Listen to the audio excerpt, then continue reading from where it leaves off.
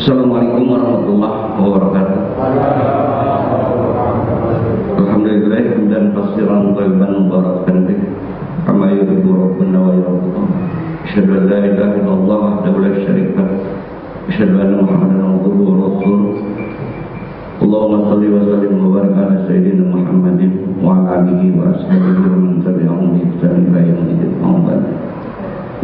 Yang saya hormati Ketua DMI serta seluruh jajaran DMI, ketua-ketua tim penyeleng dari DMI Kota Administrasi Jakarta Utara yang saya hormati, Bapak Camat Cilincing yang saya hormati, Pak Lurah, Bapak dan Ibu sekalian yang tidak saya sebutkan satu persatu. Insyaallah kita semua dimuliakan oleh Allah Subhanahu wa taala.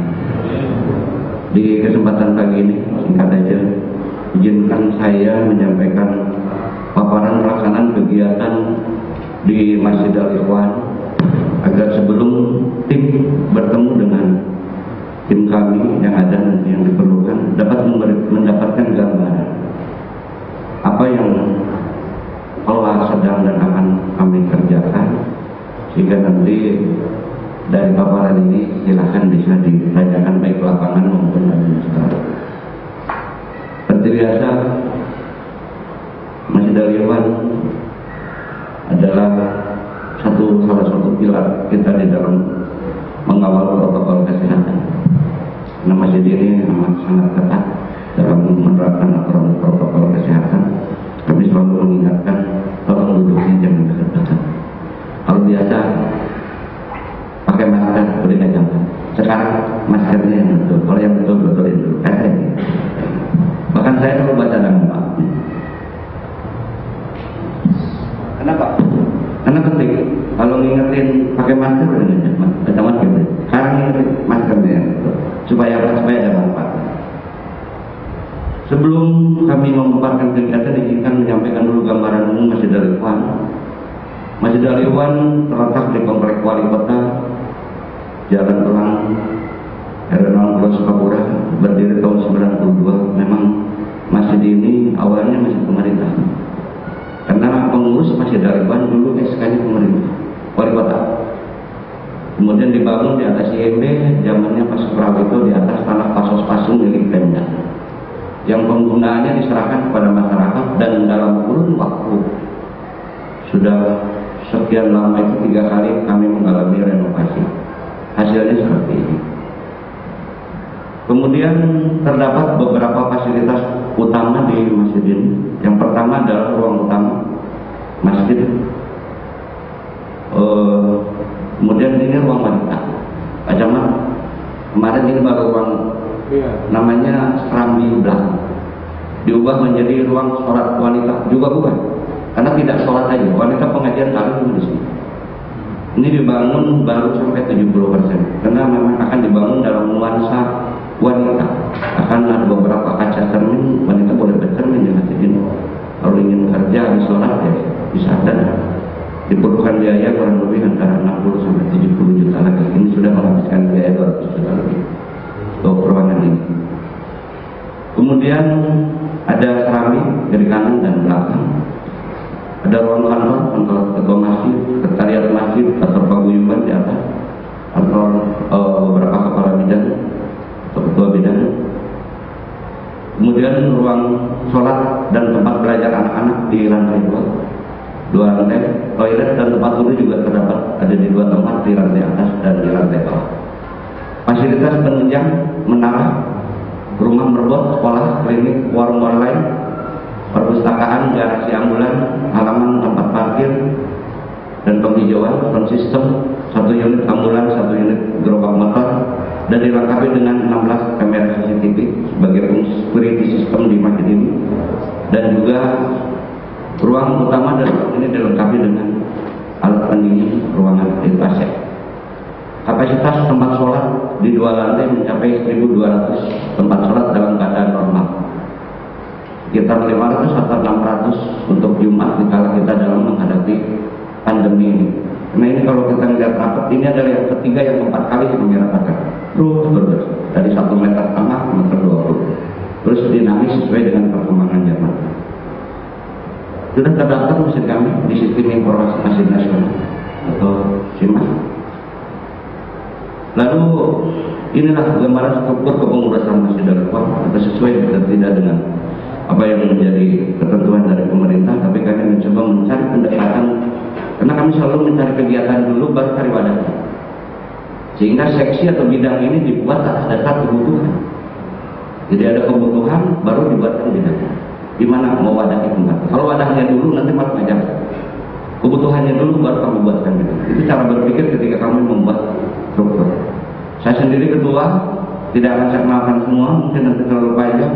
Pak Wakil Ketua Haji Saleh Lukman sendiri, didampingi penasehat hadir di sini Pak Haji Najmudi, beliau, kemudian Pak Haji Ajhari, nanti juga Pak Bendahara, Pak Haji Sukistino, mana sekretaris? Itu yang pedang foto sekretaris.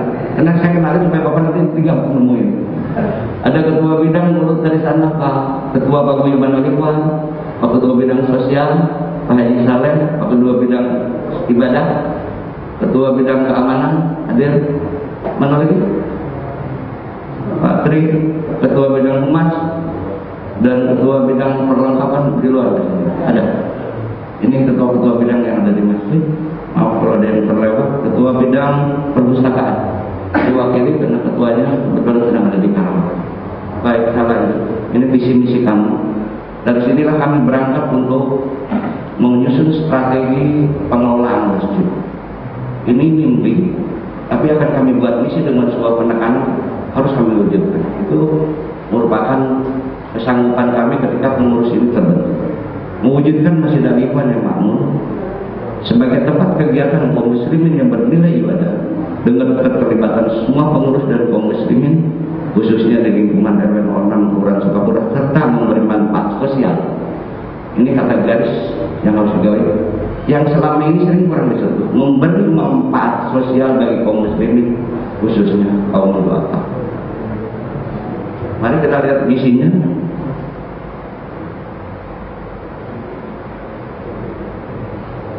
Ini misi kami, menyelenggarakan organisasi yang solid, kolaboratif, transparan, dan inovatif. Ini cara mengelola organisasi yang kami miliki. Kemudian yang kedua, membangun, menyediakan, serta memelihara sarana dan prasarana. Ini yang terbaru baru kami kerjakan. Kemudian menyelenggarakan berbagai kegiatan ibadah dan pengajaran. Nanti di dalam paparan akan kami sampaikan misi kami. Kemudian memenuhi segala fasilitas kebutuhan jamaah untuk mutlakan, memberi rasa aman dan nyaman kepada jamaah. Ini seakan-akan kalau kita dijaga, memang nggak aman. Karena jamaah itu sholat terkhusus, sehingga kami itu selalu yang kami khawatirkan adalah parkir motor. CCTV itu kan hanya security system efek dari sebuah kejadian baru kita bisa melihat, tidak bisa mengamankan. Karena itulah Pak RT, terima kasih selalu kita kerjasama di masjid ini. Tiap waktu sholat ditungguin oleh kita, sehingga jamaah bisa merasa aman. Kemudian memberi manfaat sosial kepada kaum muslimin, khususnya kaum duafa ini, dan mengajak melibatkan kaum muslimin khususnya berada di dalam Kelurahan Sukapura untuk turut memakmurkan Masjid Al-Ikhwan. Standar pengelolaan masjid sama dengan keputusan Dirjen di Masjid Islam tentang standar pembinaan manajemen masjid, idarah, imarah, dan riayah. Dan untuk riayah sudah tadi lebih banyak, mungkin nanti yang itu sudah banyak tadi kotakan di atas, dan tinggal pembuktian administrasi aja, mengenai dokumen. Di dalam juga tidak terlalu banyak, mungkin kami akan lebih banyak minimal. Ini sistem pengelolaan administrasi di kami. Kami punya sekretariat, punya sekretaris dan wakil sekretaris. Kemudian pengelolaan keuangan, sistem berjalan sesuai dengan ketentuan oleh bendahara dan wakil bendahara, dan publikasi informasi dokumentasi dilaksanakan oleh bidang humas.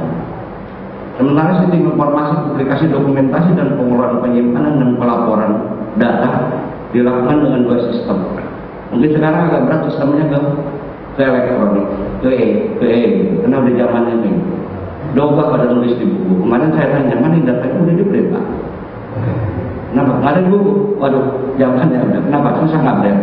Kalau data miskin kami punya 400, itu hampir 2 bulan 3 bulan sekali kami adakan verifikasi. Karena yang miskin bisa pindah, yang miskin bisa kaya, yang miskin baru bisa datang. Sehingga di sini ada dinamika yang namanya dinamika dana Keses ya Pak Keses, dinamika data orang miskin.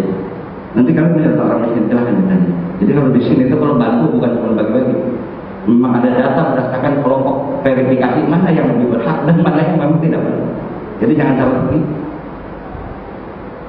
Nah ini sistem keuangan sumbernya masih dari kami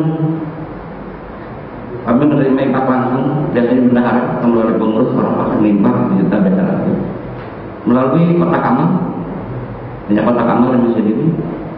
Kemudian infak rutin bulanan, kami telah memberikan kesempatan kepada jamaah, pada kaum muslimin untuk berinfak bulanan.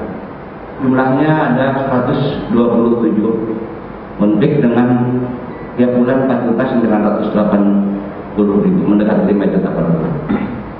Ini rutin dari jamaah, ya kartu. Nanti bisa dilihat di bendahara. Ini sistem ini harus kami buat. Kenapa?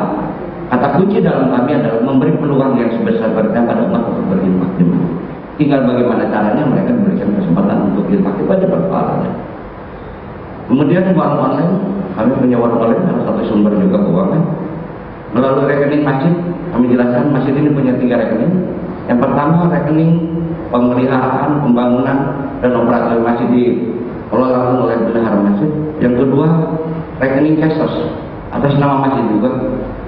Semua kegiatan sosial uangnya nggak disampaikan, terpisah ada di rekening kesos, rekening masjid juga.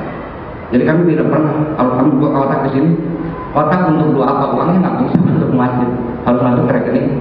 Tidak boleh mencampurkan uang pengelolaan masjid dengan uang untuk sosial. Kami bisa. Kemudian ada lagi rekening satu, yaitu rekening dana bergulir. Ada di bendahara dan bergulir. Nanti silakan dicari. Ini cara kami berpikir bagaimana masjid ini bisa sukses. Jalan satu-satunya adalah bertumbuh di atas kebersamaan dan kekuatan umat. Kalau bertumbuh di atas pemerintah, ke pemerintah nggak ganti, masih runtuh. Kalau bertumbuh di atas kekuatan dua orang tidak bantu, runtuh. Tapi jika dibantu di atas kekuatan umat, insya Allah kita akan kuat. Karena itulah konsep dasar kita pengelolaan masjid harus bersumber dari kekuatan kebersamaan. Itu cara berpikir kami. Kemudian kami punya warung online. Ini kami perkenalkan biar Pak Camat belanja sama kami.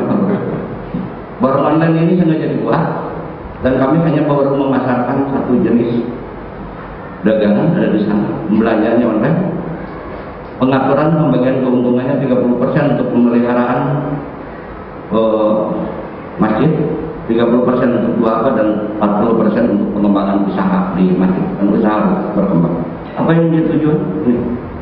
Tujuannya kemandirian. Masjid harus mandiri, itu boleh, apalagi bawa proposal ke perusahaan, itu kan memalukan. Yang punya orang kafir kita bawa proposal. Sikap itu tidak boleh kita lakukan, dan kami tidak perlu juga mencari-cari dana modal lagi. Bisa, ikhtiar, masih dapat sukses. Harus berdiri di atas kekuatan sendiri. Kemudian menggunakan produk muslim, jangan teriak-teriak aja di masjid. Baik produk asli, berbuat kalau konsumsi. Ini teman. Kami paksa orang sini beli produk ini. Ini punya muslim, karena setiap 1 liter 15 rupiah masuk ke Banyumas dari produk ini. Jadi bapak-bapak kalau punya kegiatan belanja juga, belanja sambil berusaha. Makanya itu di bapak udah nyobain. Kalau nggak enak bilangnya, itu produknya.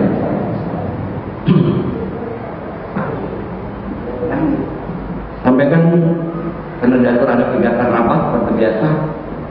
Kami ini tergolong masjid yang kebanyakan rapat. Pengurus sudah bosan dari saya. Seminggu bisa 2 kali 3 kali rapat. Rapat kami itu berkali-kali. Ada rapat terbatas khusus bidang. Seperti kemarin membahas dana bergulir. Karena dana bergulir kami sedang ada masalah. Masalah apa? Masalah perubahan, masalah uang, masalah teknik aturan untuk menjauhkan riba dari apa yang kita kerjakan. Kami sedang memasuki era itu. Dari 14 tahun berjalan kami sedang melakukan kajian. Itu rapat hanya untuk tim. Itu aja dan bergulir. Ya kadang-kadang rapat dengan teknis terkait dengan RW tadi malam kayak apa itu. Rapat dengan rumah ketua bidang dan rapat umur. Kami pernah melakukan rapat tahunan, yang lain rapat tahunan. Umur kami 60 Pak. Kalau undang umur di sini enggak. Karena itu dibatasi karena kita menjaga saya urutannya sama dari membahas rencana kegiatan sampai evaluasi. Ini ada tahapan-tahapan kegiatan rapat kami karena itulah per malam terakhir tadi malam pun kami masih rapat evaluasi untuk persiapan malam hari. Siapa membuat apa itu selalu. Baik, imarah penyelenggaraan sholat berjamaah di era pandemi. Kami masukin aja kalau bicaranya cuma sholat berjamaah itu biasa. Begitu ada pakai sholat berjamaah di mana aja. Di Masjid Asal siap. Sama sholat berjamaah. Tapi persoalan ini pandemi. Begini, gambaran menyedihkan di saat itu. Suka atau beda suka, saya akan mematuhi aturan. Jaraknya 1,5 meter, 2 kali lebih. Begini.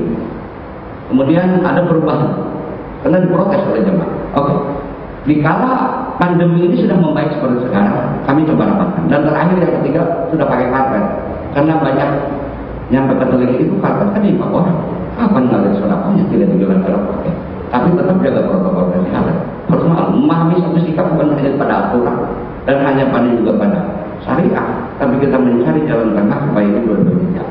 Ini konsep kami dalam pengelolaan masjid mengenai pengaturan jarak. Upaya pencegahan penularan COVID, pemasangan spanduk, ada bosan. Karena saya punya percetakan, jadi kapan aja di spanduk nggak bikin. Kalau bikin saya, promosi lah boleh, nggak apa-apa. Terus saya atau macam cetak. Dia kacamata itu saja mas. Lurah itu belum benar. Menyediakan masker, wah masker nggak gitu. Tapi sekarang nggak usah khawatir. Mana ketua bidang keamanan? Bapak ini lapor tiap Jumat ke saya di atas Kudus bisa mencapai 100 masker jaga di depan. Tapi sekarang habis berapa Pak?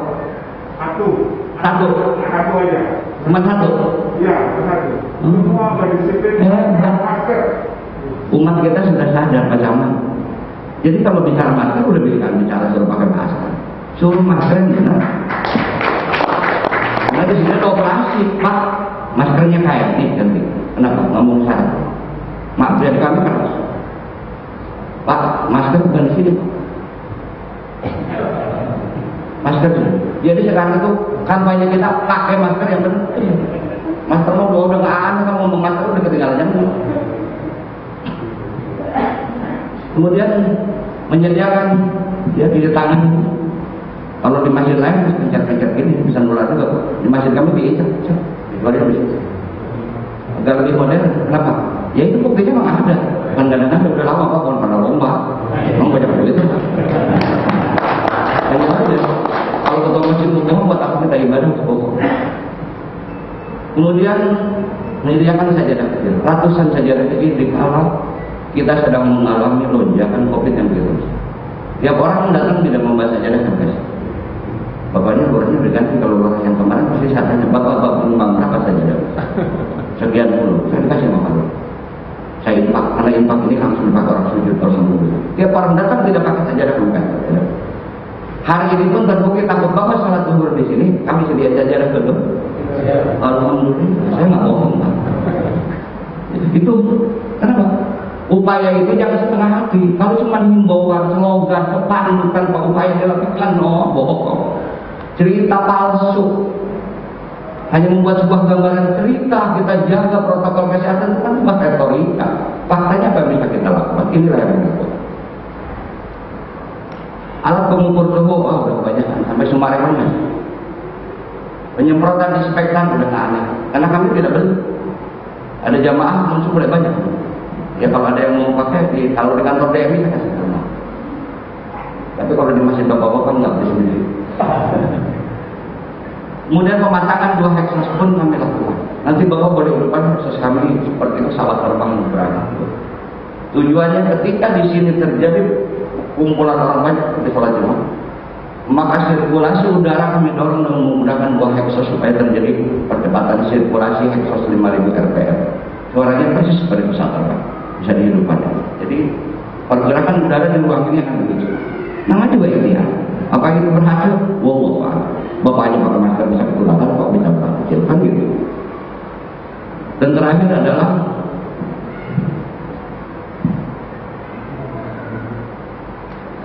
itu sampai ke kotak amal, nggak boleh disentuh di sini. Sehingga di kami tidak ada tempat keliling-keliling kalau hari Jumat di depan aja. Itu pakai striker, biasanya kayak gini. Nah, tuh ada pakai striker. Wah, kalau mau impaknya di sini aja. Oh, di dalam nggak ada. Seperti ini. Kenapa? Karena itu pun masih berpotensi melakukan penularan. Jadi kayak cerita usaha itu harus maksimal. Bukan cuma hanya buat cerita. Kalau masih ngedorong-dorong juga. Kotak di masjid ya nular-nular juga. Ini salah satu yang kami lakukan. Kemudian ini Jumat Idul Adha sampai Idul Adha menyedihkan, tidak dibuka Idul Adha kecuali pengurus.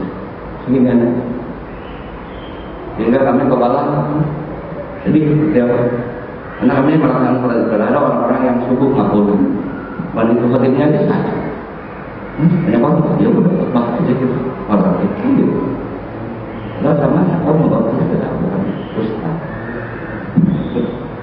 Baik, pelaksanaan kurban tahun lalu masih di sini sama di LPH, tapi tahun 1442 Hijrah 100% di LPH. Macam apa Bapak nggak usah khawatir dan kami sahabat ini. Kalau beliau kata biji, aduh bos siap saya di LPH. Kan saya bilang ketika kita yang bicara protokol kesehatan, jangan takut. Saya lepas semua tidak memotong di sini, saya akan kerja. Karena akan akan terjadi kerumunan. Ya, karena itu, tapi timnya dari kan, timnya dari sini, dari masjid, termasuk juga yang potong supaya takut tidak sakit. Nah ini menghindari kerumunan, membagi daging pun tidak di masjid, tapi kami ada datanya dan dibagi berdasarkan sektor, berdasarkan koordinat. Jadi tidak ada pembagian daging di masjid ada. Ya, pengajian biasanya satu minggu itu 4 kali. Sekarang baru buka 2 kali, malam Selasa dan malam Kamis. Sabtu subuh tafsir jalan dan libur malam ya Sabtu subuh, dan Ahad kemarin kajian aja dan ya minggu lusa baru buka Ahad, bertahap aja pelan-pelan. Kita ini kan kepengen semuanya baik, terus kepengen buru-buru, nanti ditutup lagi sehingga nggak bisa semua. Ini belum. Kalau tanya kenapa tidak ada pengajian PKK, itu adalah masanya memenuhi masjid ini. Tidak mungkin bisa kami kendalikan, sehingga ini belum bisa kami. 2 pengajian ini belum. Ini program unggulan. Baiklah teman, terima kasih. Selamat jalan. Maaf dipotong. Nggak apa-apa. Ada pembinaan wali kota juga ada. Udah jam 10 nih.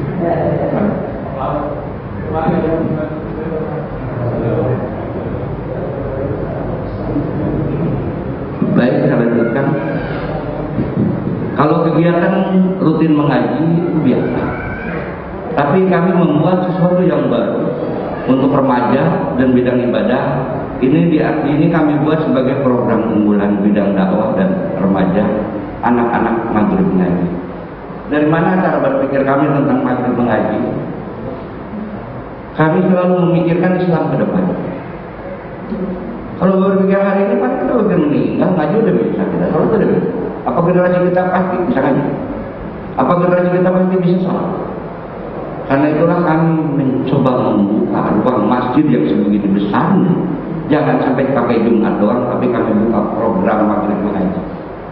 Ini adalah persiapan generasi Islam ke depan. Ada pelajaran tauhid, tajwid, nagom, tauhid, kemudian fikih, umur gratis, dapat baju. Bajunya tadi yang di depan itu, yang nyambut itu anak-anak santri kami. Kami punya santri gratis, dan ini dilaksanakan tiap malam kecuali malam di lantai 2. Ya, prosesnya panjang, mereka harus melalui seleksi yang panjang karena mereka harus dibuatkan tidak mudah ngajar lagi, harus diverifikasi levelnya, level mana, level A, level B, level C. Ini mulai proses yang panjang, pengajiannya sudah jalan di lantai 2. Ini jumlahnya 71 santri, semua kami biayai free. Apa yang dapat, Quran dapat, tas dapat, bahkan ATK dapat. Kenapa?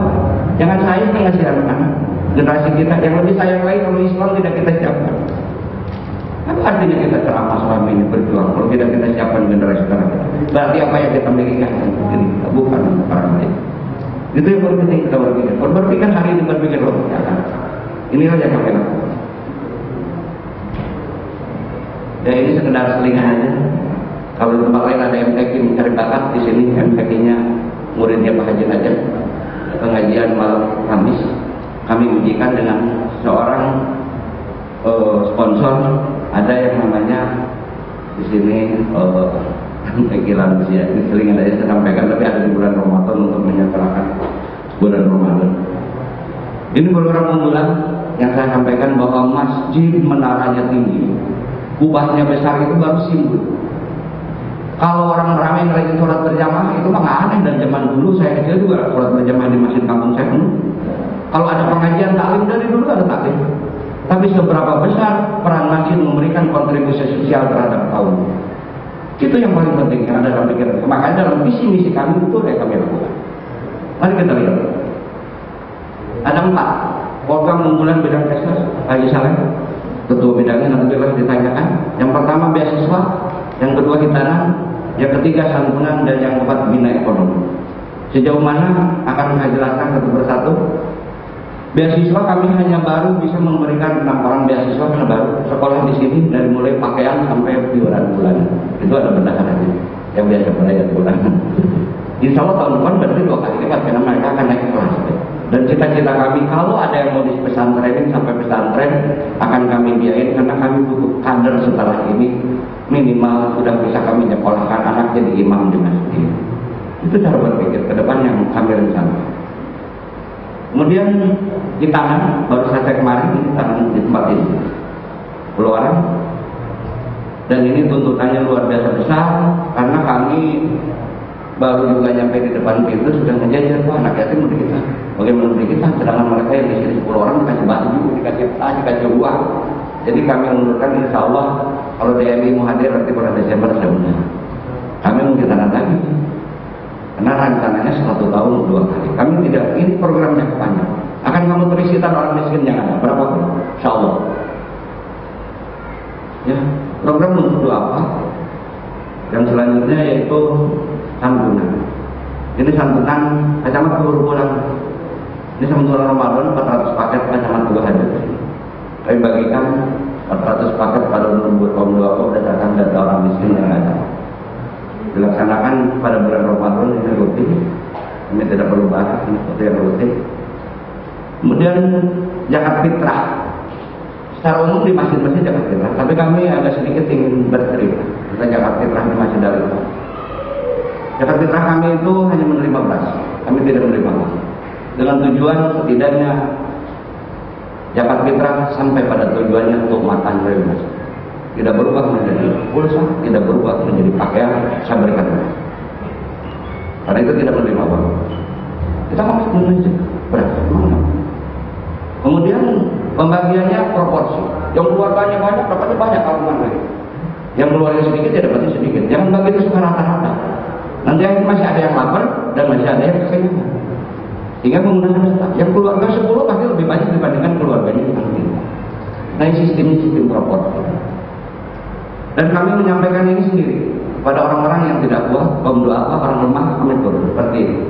Kami hadir di tengah-tengah mereka, percayalah, lindangan air mata mereka adalah lindangan kebahagiaan. Dia mengatakan, mudah-mudahan Bapak jadi ketua masjid terus ya. Kenapa? Ya Allah, sangat pernah diantarin kayak begini. Bahagia, makanya itu konsepnya adalah bahagiakan orang miskin. Jangan kita hanya memberi sekedar melecehkan mereka. Bahagiakan orang miskin, benar. Kami turun seperti ini. Dan tidak hanya beras, pendampingnya kami berikan uang dari Jakarta. Sekaligus satu paket uang dan Jakarta. Ini yang sudah dilakukan di Masjid Al-Ikhlas. Benar atau enggak? Itu cara saya yang melakukan. Silakan dinilai sendiri. Anda mengurus kita terbaik. Ini saya katakan kami tidak main-main dengan bicara COVID. Kemarin kami ketika COVID ini sedang naik, kami memberikan bansos pada orang-orang yang sedang isolasi mandiri. Muslim non Muslim kami kasih. Inilah kata rahmatan lil alamin. Kita buktikan non Muslim masih dapat paket sembako yang isolasi mandiri. Datanya dari Pak RT, ya kan? Ada data dari Pak RT kami, yang Muslim yang Muslim. Paket seperti ini. Ini kemudian kami berikan juga kepada berbuat masjid, berbuat kami semuanya ada 5 satu perempuan. buat yang tidak hadir, mereka juga dapat di saat kondisi kemarin. Dan kami berikan kepada lansia duafa. Ya banyak yang lansia di sini, tapi Pak Haji hari ini pada lansia tapi nggak ada, karena nggak duafa. Duafa dulu baru dapat kali ini. Dan ini juga kegiatan yang darurat solidaritas untuk saudara-saudara kita di Palestina. Dalam waktu 2 minggu kami berhasil menghimpun dana 59 juta. Berarti rencana 1 bulan yang direncanakan hari kami tutup dalam waktu 2 minggu. Saya ingin cerita sedikit karena di sini banyak pengurus masjid tokoh agama, bukan ada yang bukan ngajar. Umat itu hanya butuh wadah, hanya butuh wadah. Bapak tahu siapa amal doa depan sini langsung kotak untuk doa. Itu 1 hari bisa sampai dapat 6 juta. Uangnya ratusan ribu, oh tidak salah. 5.000, 10.000, 2.000 ada segunung kita buka. Nilainya bisa mencapai 59 juta. Hati kecil saudara kita orang muslim, saudara di Palestina dengan uang 2.000 asal ada tempatnya di sini. Jangan kita takut dengan uang 2.000. Yang penting wadahnya. Kalau kita tidak wadahnya, tidak punya nggak mungkin bahasa yang ini buat saudara-saudara di Palestina 5.000. Malu kan ya. Tapi kalau ada wadahnya, kotaknya kita pasang pelang besar-besar di situ, kotak untuk Palestina. 59 juta saudara dalam waktu 20. Ini satu gambaran mudah. Saudara kita mudah ya, dan bisa kita buktikan. Ini kami sampaikan melalui Mercy dan saya baca sebagai bentuk pertanggungjawaban. Uang ini. Lanjut yang terakhir untuk program bidang sosial yaitu bidang ekonomi. Saya jujur mengatakan bidang ekonomi ini belum jalan. Pembinaan dan pelatihan belum. Kemudian pemberian bantuan belum, tapi pinjaman melalui dana bergulir sudah. Baru minjam, dikasih belum. Dana bergulir itu ada 2 sistem, selama sudah berjalan 14 tahun, manfaatnya sudah lebih dari 127 orang. Kemudian sistem baru yang saya sampaikan, saya juga minta masukan. Kami akan membuat sistem profit dan sistem non profit. Sistem profit adalah 2 juta maksimal. Mereka memberi infak pun itu. Pak kami kasih pinjam saya infak pun tidak. Pokoknya pinjam 2 juta, pulang 2 juta. Tapi yang sistem profit ini kami menggunakan sistem syariah di dalam penggunaan akad. Kenapa ini belum berjalan? Karena perlu pengkajian dan kami sudah beberapa hari mendatangkan tenaga ahli. Mas Didit man sebagai pengelola, nah itu beliau pegang sekarang. Silahkan nanti dibicarakan. Kami sedang membahas soal yang non profit supaya tidak ada riba, tapi dana bergulir bisa eksis. Apa persoalannya? Sumbernya cuma ini. Infak khusus untuk dana bergulir ada yang infak. Kami baru nama 100 juta dana bergulir itu luar biasa. Dari kas masih kemudian titip. Kalau Pak Haji punya uang daripada taruh di bank, titipin aja. Di dana bergulir masjid Al-Islam. Siapa penjamin saya? Dari mana uangnya? Kas masih. Kalau Bapak mau mengambil uang Bapak, ambil aja silahkan kapan aja. Daripada dititip bank, jadi riba. Ketambahan bunga titipin aja di situ. Itu modalnya. Titipin aja taruh. Dijamin insya Allah tidak akan hilang Bang. Karena saya berikan jaminan dengan kas masjid. Kapan Bapak minta akan sampai? Seperti di bank aja, Bapak akan ambil kan ya. Bedanya di sana ada lebihan lupa. 5 juta jadi 5 juta 300 ya, saya 300 riba. Bunga di sini kan. Karena mereka juga tidak diminta kecuali yang profit. Ini persoalan. Khusus non profit pembebasan hutang kepada yang lain. Bahkan orang jatuh miskin. Tadi punya hutang, kalau itu kasihan jadi gorimin.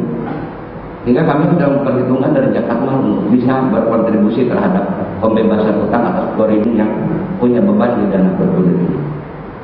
Yang pembebasan hutang pada yang meninggal, nggak mungkin. Orang punya hutang 1,5 juta, saudaranya, keluarganya menang. Saya nyatakan secara resmi kepada keluarganya dia sudah dibebaskan hutang. Otomatis uang dana bergulir akan berkurang. Nah itulah makanya kami menggunakan sistem profit dengan sistem akad ekonomi syariah. Itu yang sedang kita lakukan. Layanan kesehatan, layanan pengurusan jenazah, pendidikan di Desa Singgung. Kami punya klinik Ikhwan Medika, masih dia mendirikan, tapi sejak COVID tidak jalan. dokternya takut. Tapi kemarin kita pakai dokter, karena kami punya dokter klinik, kami menggunakan dokter klinik. Kliniknya masih ada, silahkan, pelangnya masih ada. Pengurusan jenazah masih Daliwan mendirikan paguyuban Daliwan sudah lebih dari 10 tahun. Anggotanya banyak, 554 orang. Iurannya murah, 10.000 per keluarga.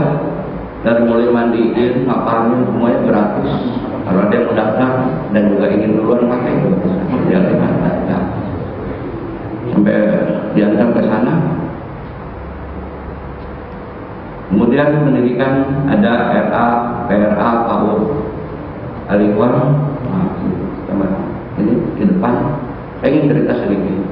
Kita ini dilematis, sebab tidak dilematis. Semua yang ini tuh harus punya payung untuk perizinan sekolah, harus punya payung, harus punya legal. Rumah sakit ini harus punya payung hukum. Ini ambulan bikin plat nomor atas nama harus payung hukum. Karena itulah kami mendirikan yayasan Al-Ikhwan untuk memayungi kegiatan ini di bawah yayasan. Sehingga kami keluarkan tidak ada dalam struktur masjid, tapi ini semua yang untuk masjid. Cuman kami memberikan payung hukum di sini untuk supaya ini memiliki legalitas. Perpustakaan, kalau ada yang tanya di mana perpustakaan, seluruh area masjid ini adalah perpustakaan. Di setiap sudut masjid ada kitab, silakan dibuka, dan kami menganggap tidak penting kita membuat sebuah gedung perpustakaan. Jadi orang habis ngaji, habis sholat baca kitab. Tapi di bawah pengelolaan bidang perpustakaan. Sehingga kawasan ini adalah kawasan perpustakaan. Boleh pakai buku kitab yang mana dan boleh baca kitab. Dan memang kecenderungan minat baca itu turun sejak dunia ini lebih mengandalkan Mbah Google, panggil Sutarjo, Lurah. Keluar bapak saya. Karena dulu ada di bulan saya. Bawa apa gimana kan? Keluar bapak saya. Sutarjo ketua masjid enggak, karena tidak terkenal. Ini yang terakhir, tadi betul. Mungkin bapak udah jenuh melihat saya paparan agak banyak. Kami punya ikatan remaja masjid, walaupun namanya dulu bagus. Apa namanya dulu? Firmawan, diganti jadi Firmai yang apa? Rumah Maju. Salah satu kegiatannya yang rutin yang banyak yang maghrib menggaji, mereka selalu hadir di dalam remaja-remaja ini, dan anggotanya yang kelas itu remaja berganti-ganti. Menurut saya gurunya yang tidak kelas. Jadi saya kalau ngajar gadis-gadis gitu, yang kelas itu udah ada SMA, udah SMP, tapi mereka adalah anak dari remaja masjid. Ini anak-anak remaja masjid. Kegiatan bulan Ramadan nanti bisa ditanyakan. Itu kan panjangan ya, mohon maaf. Tapi saya yang senang kalau dia ngomong. Kenapa? Ya udah lama nggak ngomong. Kalau jadi lurah tidak tahu.